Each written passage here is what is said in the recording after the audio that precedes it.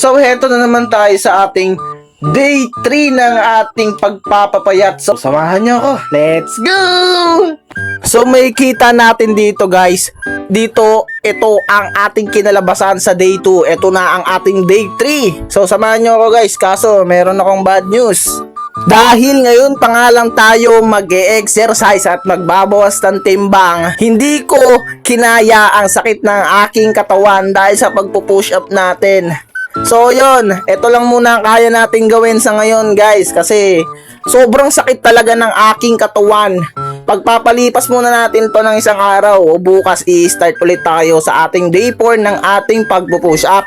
So ngayon, ito muna guys, pasensya na, hindi ko talaga kaya guys. Hindi ko man kayang ipilit pero ginagawa ko yung lahat ng best ko. Kasi alam ko sa sarili ko na ako rin naman ang magbe-benefit nito. Kaya ito guys, pag nakabalik tayo bukas guys, sisimulan ulit natin ang ating push-up challenge sa loob ng 100 araw. Hindi ako nawawalan ng pag-asa guys, tulad ng iba, nakaka-inspired nga yung iba kasi sa mga napapanood ko talagang pumapayat sila.